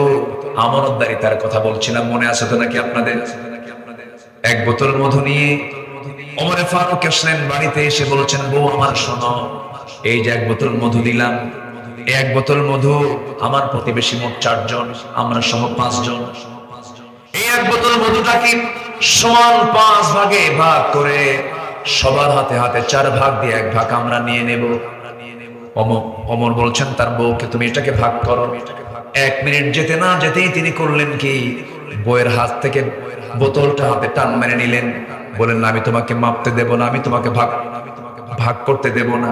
বলেন তো, যদি কোনো স্বামী স্ত্রীর সঙ্গে এমনটা আচরণ করে, স্ত্রীকে মন খারাপ করবে নাকি?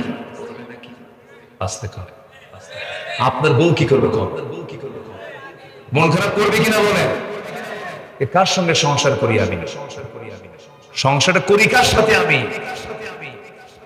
বিশ্বাসী নাই আমার উপরে। শুরু হবে ওয়াজ, একটানা 3 ঘন্টা, থামাথামি নাই। মেয়েদের ওয়াজ কম না বেশি? আস্তে কর। মেয়েদের ওয়াজ কম হয় না বেশি হয়? শুধু আপনি বেগুন কিনতে ভুল হয়ে গেছে, বর্ষার দিনের বেগুন কিনেছেন, বটিতে কুটতি নিয়ে যদি শুধু পচা বের হয় অথবা পোকা বের হয়, ওই বেগুন শরীফের তাফসীর হবে 1টা 2 পর্যন্ত। এটা মেয়েদের নেচার।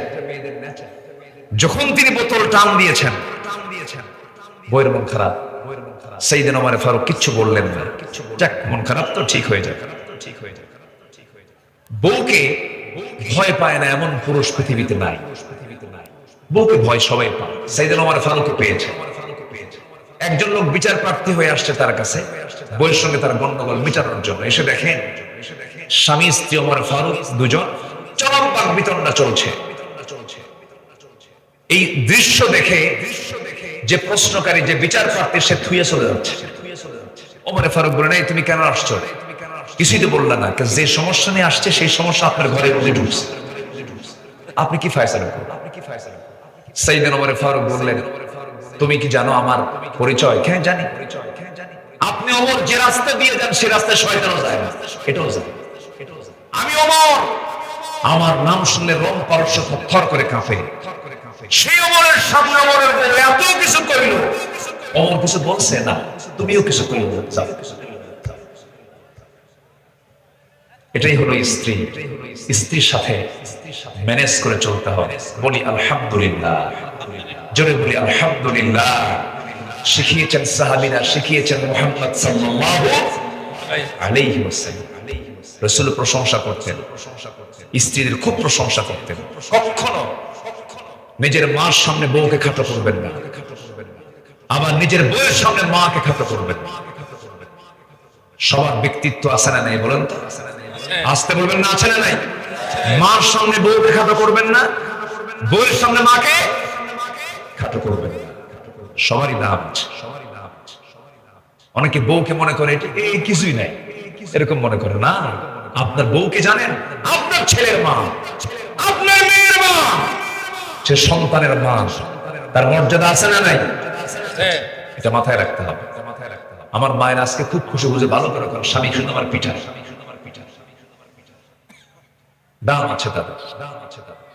সাইয়েদনা ওমর ফারুক মধুর বোতল নিয়ে করছে কি, প্রতিবেশীর বাড়িতে গেছে, গিয়ে বলছে, শোনো এই মধুটা 5 ভাগ করবা, 1 ভাগ আমারে দিয়া, বাকি 4 জন তোমার ভাগ করে নিয়ে নিবে। এটা গেছে আমার বইয়ের কানে। কোন এখন কি হতে পারে? কি কথা কি বুঝতে পারছেন?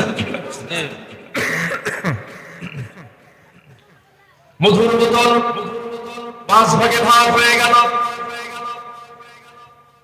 ওনার অংশটা উনি বুঝে নিয়ে এবার বরের সামনে আস্তে করে দাঁড়িয়ে মুস্কি একটা হাসি মেরে বউটাকে কাছে টেনে নিয়ে বলছে, আল্লাহর কসম করে বলি বউ আমার, আই লাইক ইউ, আমি তোমাকে পছন্দ করি, আমি তোমাকে খুব ভালোবাসি।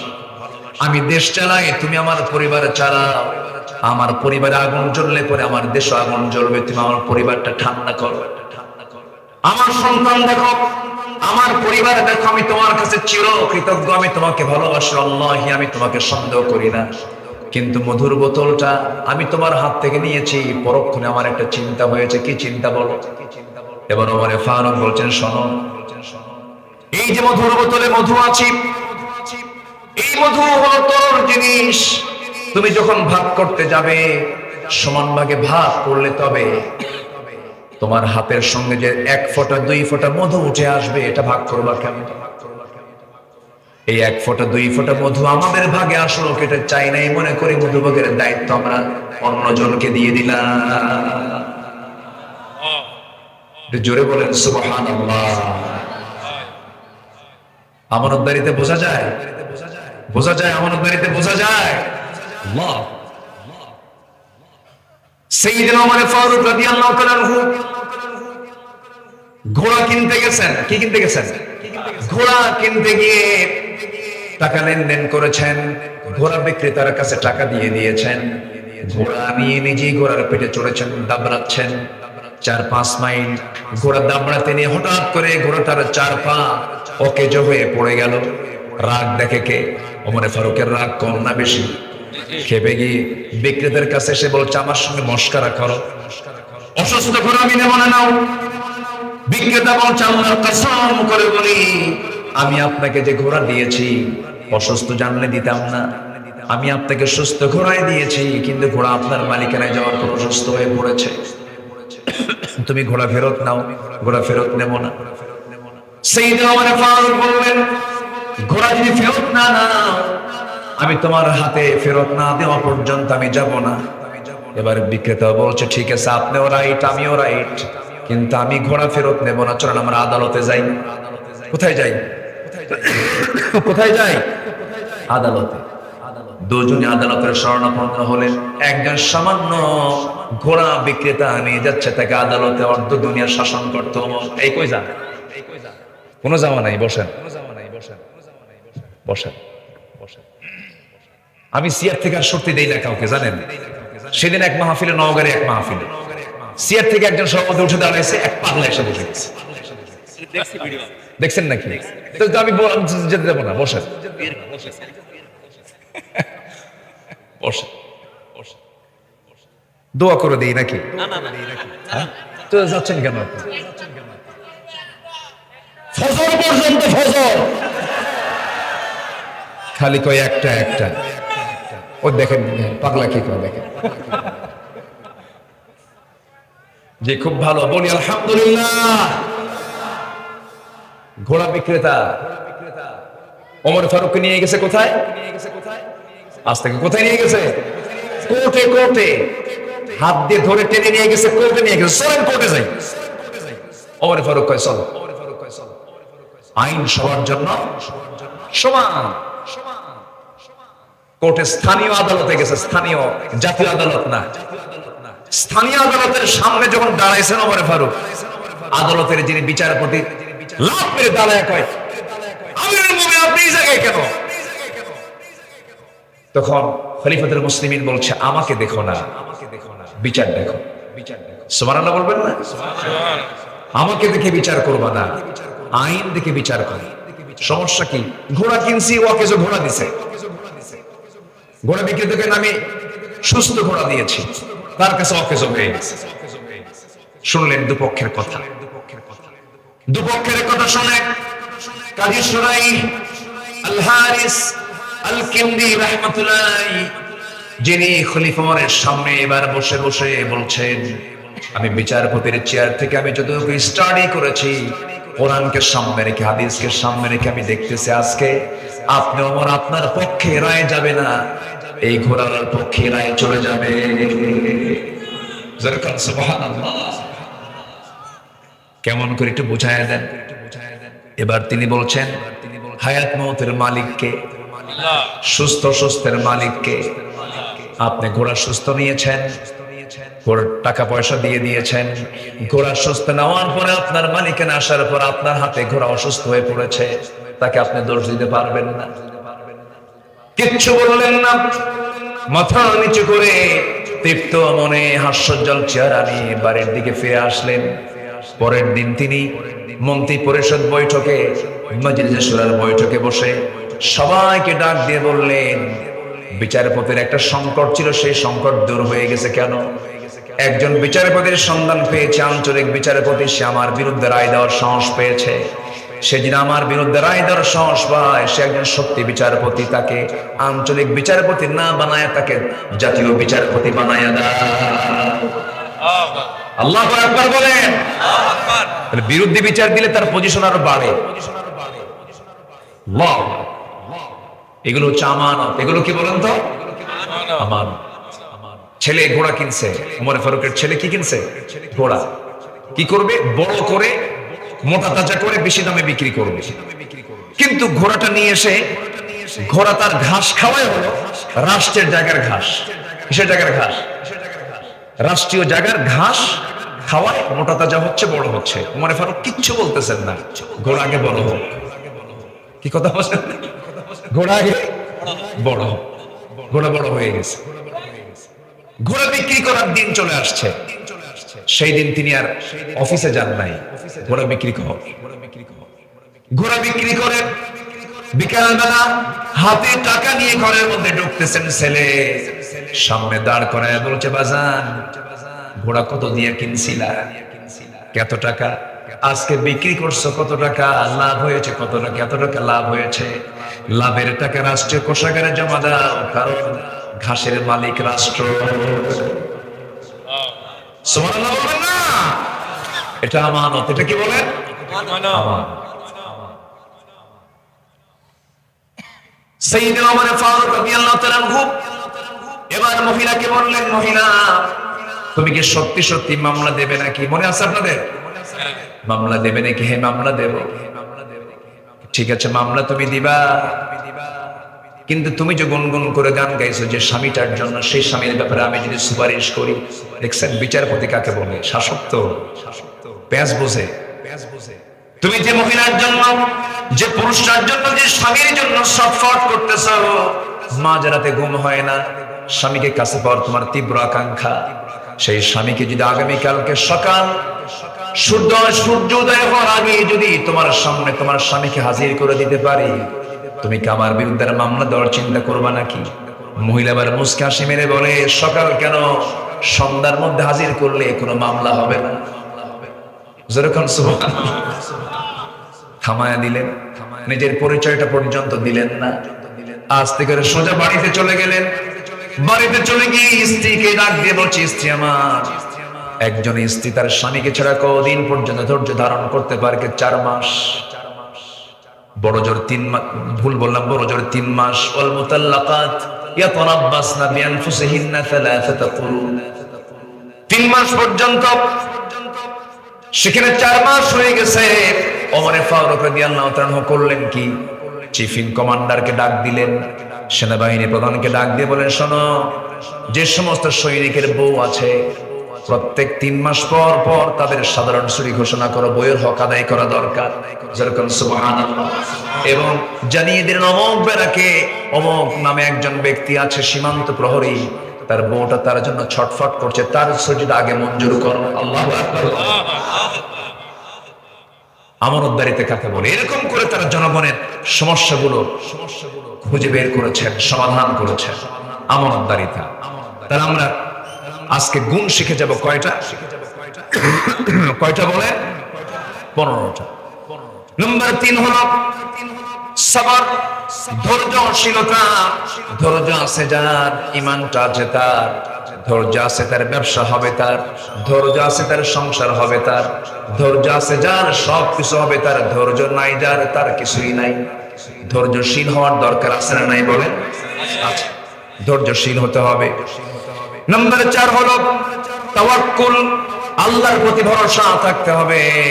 আল্লাহর প্রতি যার 16 আনা ভরসা থাকে তার কোনো টেনশন নাই। আমরা ভরসা করবো আল্লাহর উপরে কত আনা বলেন? আস্তে কয় কত 14 আনা নাকি কইছে? বলেন কত আনা? 16 আনা। পুরোটাই পুরোটাই আল্লাহর প্রতি তাওয়াক্কুল করতে হবে। ওয়ামাই ইয়াতাওয়াক্কাল আলাল্লাহ, আল্লাহ বলেন ফাহুয়া হাসবুহু, আমার প্রতি যার ভরসা 16 আনা থাকবে আমি তার জন্য যথেষ্ট। জোরে বলে সুবহানাল্লাহ। আমরা একটুতেই কায়েত হয়ে পড়ি। অনেক মহিলা আছে, বাচ্চা এক নাগারে 5-6টা মেয়ে হয়েছে, মন খারাপ, শেষে কয় আল্লাহ তোমার চোখ আসলেই কেন ওই বাড়িতে খেলে পুরুষ হয়, আমাদের বাড়িতে পুরুষ হয় না। এরকম আছে না বলেন? এরকম মন খারাপ করা ঠিক না। আমার এক পরিচিত ভক্ত, উনি এক হাই স্কুলের হেড টিচার ছিলেন, হেডমাস্টার ছিলেন। ওনার 7টা মেয়ে। কয়টা মেয়ে? 7টা মেয়ে। তো 7টা মেয়ে হওয়ার পর আল্লাহর ফয়সালা, তার স্ত্রী গর্ভে আরেকটা আবার মেয়ে আসছে। হুজুর, আমার স্ত্রী গর্ভে যখন 8 নম্বরে বাচ্চা আসলো, আমার গোটাল 14 গোষ্ঠী সব আমার বাড়িতে চলে আসছে। সবার চোখ গরুর মতো। রাগ, তোমাদের লজ্জা নাই, শরম নাই? 7টা মেয়ে হওয়ার পর আমার বাচ্চা কাচ্চা, যা হয়েছে হয়েছে। এই বাচ্চার হওয়ার পর আর কোনো বাচ্চার চিন্তা করা যাবে না। আল্লাহ তাআলার মেহেরবানি, আল্লাহ তাআলার ফয়সালা। হুজুর, এবার 8ম বাচ্চা হয়েছে মেয়ে। মোট কয়টা হলো? আচ্ছা, মোট কয়টা হলো? 8টা। জান্নাত কয়টা? 8টা। তো খুব মজার কথা, বাচ্চা হওয়ার পর আবার সব আত্মীয় স্বজন চলে আসছে। সবাই বলে শোনো, যা হয়েছে হয়েছে, এই বাচ্চার নাম রেখে দাও ইতি, সমাপ্তি, আর না চাই না। হেডমাস্টার তো শিক্ষিত মানুষ, উনি বলেন হুজুর আমার মেয়েগুলোর দিকে তাকালে আমার কলিজা ভরে যায়। তো 7টা মেয়ের কলিজা দেখে যে কলিজা ভরে, এটা হওয়ার পর আরো কলিজা বেশি ভরে। হেডমাস্টার বলতেছে আমি সব আত্মীয় স্বজনদের কথাগুলো শুনে আমি পরে বললাম আমার শেষ এই বাচ্চার নাম, 8 নম্বর বাচ্চার নাম ছুঁয়ে দিলাম আশা, মানে আরো আশা। কি আলহামদুলিল্লাহ বলবেন না? তাহলে ভালো বান্ধব পৃথিবীতে আছে না নাই? আচ্ছা, তাওয়াক্কুল করবো কার উপরে? আল্লাহ। সন্তান ছেলে হোক মেয়ে হোক বলে ফেলবো আলহামদুলিল্লাহ। ছেলে কোনো বিষয় না, মেয়ে কোনো বিষয় না, মানুষ হলো কিনা এটা বড় বিষয়।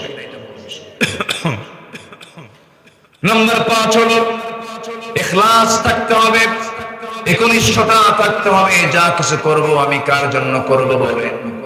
আল্লাহর জন্য করব। ওয়ামা উমিরু ইল্লা লিয়া'বুদুল্লাহা মুখলিসিনা লাহুদ-দ্বীন। নাম্বার 6 হলো আদালত, ন্যায় বিচার করতে হবে। সবার ক্ষেত্রে ন্যায় বিচার করতে হবে। ই'দিলু ওয়া আকরাবু লিত-তাকওয়া কুনু কাওয়ামিনা লিল্লাহি শুহাদা'a বিল কিসত। নাম্বার 7 হলো তওবা করতে হবে। কার কাছে তওবা করব আমরা? আল্লাহর কাছে তওবা করব, কারণ গুনাহ করার যোগ্যতা আমাদের আছে না নাই? এইজন্য তওবা করা আমাদের দরকার আছে না নাই? তওবা করতে হবে আমাদের। নাম্বার 8 হলো দয়াশীল হতে হবে, সহানুভূতিশীল হতে হবে। যে বান্দার মধ্যে দয়া যত বেশি হবে আল্লাহ তার প্রতি তত দয়াদ্র হবে। আমরা দয়ালু হব, জোরে বলি ইনশাআল্লাহ। নাম্বার 9 হলো নম্র হব, তাওয়াদু। নম্রতা যার মধ্যে থাকবে সে ব্যক্তি জাহান্নাম যাবে না, জোরে বলি আল্লাহু আকবার। নাম্বার 10 হলো কৃতজ্ঞতা থাকতে হবে। কৃতজ্ঞতা, বাপ মার প্রতি কৃতজ্ঞতা থাকতে হবে, বড়দের প্রতি কৃতজ্ঞতা থাকতে হবে, আল্লাহর প্রতিও কৃতজ্ঞতা থাকতে হবে। নাম্বার 11 হলো সাহসিকতা থাকতে হবে। ইমানদার ভীরু হয় না, সাহসী হয়। আস্তে কয়, ইমানদার ভীরু হয় না, সাহসী হয়। মুনাফিক ভীরু হয় না, সাহসী হয়। মুনাফিক কি হয়? ভীরু হয়, দৌড় মারে। নাম্বার 12 হলো নেক কাজের আদেশ দেওয়া, মন্দ কাজের নিষেধ করা। নাম্বার 13 হলো সিকাহ, বিশ্বাসী হওয়া, বিশ্বাসযোগ্যতা হাসিল করা। নাম্বার 14 হলো যে কোনো কাজে নিষ্ঠাবান হওয়া, নিষ্ঠার সঙ্গে কাজ করা, ইখলাস ফিল আমাল। নাম্বার 15 হলো সহনশীল হওয়া, হিলমুন, সহনশীল হওয়া, যে কোনো কাজে ধীরস্থিরতার সাথে সকল কিছুকে ফেস করা। এই 15টা গুণ আছে যার আল্লাহর সঙ্গে সাক্ষাৎ হবে। তা আল্লাহ কবুল করুন, আমিন। আল্লাহ কবুল করুন। ফজর পড়বেন কারা কারা, একটা হাত তুলে দেখেন তো দেখি, জোরে বলি ইয়া আল্লাহ, ইয়া আল্লাহ। আমাদেরকে ফজর, জোহর, আসর, মাগরিব, ইশা 5 ওয়াক্ত সালাত আদায় করার তৌফিক তুমি আল্লাহ দিয়া দাও। জোরে বলি আমিন, আরো জোরে আমিন, আরো জোরে আমিন। হাত নামান। কষ্ট পেলেন নাকি আপনারা? এখানে কত গ্রামের লোক আসছেন? অনেক গ্রামের লোক আসছেন। আপনার গ্রাম আপনি সাজাবেন, বেনামাজির তালিকা করে নামাজের দাওয়াত দিবেন, আর বেনামাজি মাতব্বর যারা আছে মাতব্বরি পোস্ট তাদের থেকে অব্যাহতি দিয়ে দিবেন। আজ থেকে আপনার জোরে কোন ঠিক কিনা? যুবকরা তোমরা সিদ্ধান্ত নিবা, মসজিদ কমিটির কোন মেম্বার বেনামাজি হতে পারবে না, সুদখোর হতে পারবে না। ঘাড় ধাক্কা দিয়া ওই পথ থেকে তাকে বের করে দিবা। গ্রামকে সুন্দর করতে হবে সবার। ফজর নামাজ হবে, গ্রামের সকল মুসল্লি দিয়ে মসজিদ ভরা হবে।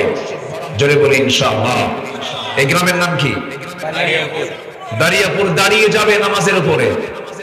জোরে বলি ইনশাআল্লাহ। যুব সমাজ যারা আছে আমি এদেরকে বলে যাব, দাঁড়িয়াপুর গ্রাম হবে বেনামাজি মুক্ত গ্রাম। কি কয়? ঠিক আছে কিনা? ঠিক আছে কিনা? আল্লাহ কবুল করুন, জোরে বলি আমিন। যে যেখানে আছেন আমি লক্ষ্য করছি অনেক রাত হয়েছে, অনেক দূর দূরান্ত থেকে। বেশি বড় মাহফিল হলে এটা লক্ষণীয়। 20 মাইল, 30 মাইল, 25 মাইল দূর থেকেও অনেক আজকের মাহফিল এসেছে। সবার যাওয়া যেন নিরাপদ হয়, সার্বিক দিক খেয়াল করে আমি আমার কথা আর লম্বা না করে যতটুকু হয়েছে আমরা বলে ফেলি আলহামদুলিল্লাহ। আমি যেতে বলিনি, কিন্তু আমি যেতে বলিনি। প্লিজ, আমি মুসাফির। সবাইকে নিয়ে মন থেকে দোয়া করব। সবাই বসেন। চাইবো কার কাছে? আসতে বলে চাইবো কার কাছে? আমরা নামাজের মতো করে সবাই বসে, নামাজের মতো করে বসে। জি আলহামদুলিল্লাহ, অনেক সুন্দর। আপনারা অনেক রাত ধরে আলোচনাগুলো শুনলেন। আল্লাহ আমল করার তৌফিক দান করুন, জোরে বলি আমিন। সবাই বলে সুবহানাকা আল্লাহুম্মা ওয়া বিহামদিকা আশহাদু আল্লা ইলাহা ইল্লা আনতা আস্তাগফিরুকা ওয়া আতুবু ইলাইকা। চিৎকার মেরে বলি ইয়া আল্লাহ, আমার জীবনের সাগীরা কবীরা, ছোট বড় সব গুনাহ তুমি আল্লাহ মাফ করে দাও, মাফ করে দাও। জোরে বলুন ইয়া রাব্বাল আলামিন, ইয়া রাব্বাল আলামিন। মেহেদী ভাই, হ্যাঁ, আমরা দোয়ার দিকে যাই, আমরা আল্লাহর কাছে চাবো। এই যুবকরা একটা বছর আগে কত যোগাযোগ করেছে এই মাহফিলের জন্য, অনেক মেহনত করেছে। আল্লাহ তুমি তাদের সকল পরিশ্রমকে তুমি আল্লাহ কবুল করে নাও। ঢাকায় চাকরি করে, কিসে জানো? আনসার সদস্য। আলহামদুলিল্লাহ, আল্লাহ তুমি তার চাকরিতে বারাকা দিয়ে দাও, জোরে বলি আমিন। অনেকে দান করেছেন, 4 মণ ধান দিয়েছেন একজন, আরেকজন নগদ 1000 টাকা দিয়েছেন। এই থামেন। এরপরে গোবিন্দপুর, হ্যাঁ, একজন ভাই পারভেজ নিপু দিয়েছেন কিছু টাকা, আল্লাহ কবুল করো। ইস্টির আলমারি দিয়েছেন একজন ভাই লুৎফর রহমান সাহেব, আল্লাহ কবুল করো। অনেক অনেক প্রকার দান করেন। নাজমা নামে একজন মহিলা দিয়েছেন 1 বস্তা। দিল দিয়া বলেন ইয়া আল্লাহ, হুজুরের কণ্ঠ ঠিক করে দাও, জোরে বলে। জি, আমি মন খুলে কথা বলি, চেষ্টা করি সবার সাথেই একটু মন খুলি কথা বলার জন্য। আল্লাহ যেন আমাদের এই সম্পর্ক যেন হাসর পর্যন্ত গড়ার, জোরে বলি আমিন। জি, দেখা যাক, দেখি কি করা যায়।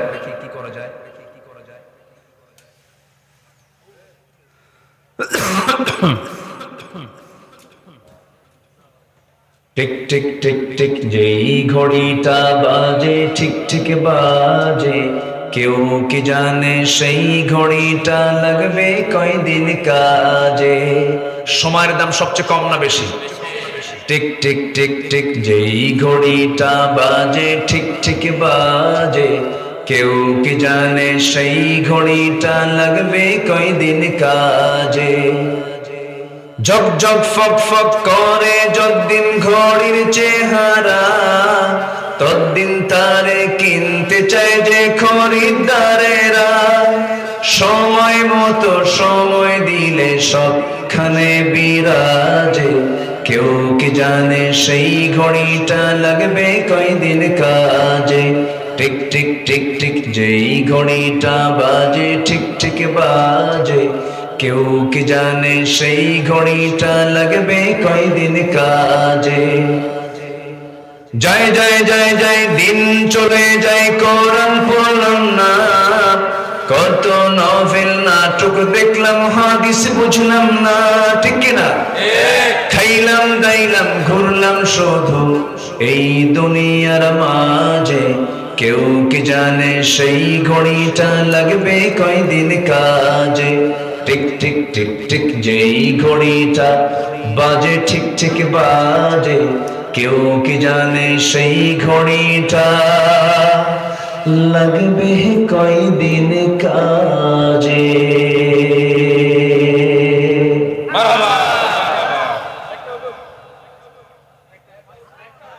আচ্ছা হ্যাঁ, আল্লাহ আল্লাহ কি যে মধুর নাম, ধরার তামাম মনি মুক্তায় পন্না হীরা, সোনা দানায় হয় না তাহার দাম। আল্লাহ আল্লাহ কি যে মধুর নাম, আকাশ বাতাস ঢাকিলেও নাম সোহাগ ভরে, নিত্য জোয়ার প্রেম সাগরে, ডাকিলেও নাম মনেরই কাবায়, নাচে রক্ত ঘাম। সবাই বলি আল্লাহ আল্লাহ কি যে মধুর নাম, ধরার তামাম মনি মুক্তায় পন্না হীরা, সোনা দানায় হয় না তাহার দাম। আল্লাহ আল্লাহ কি যে মধুর নাম।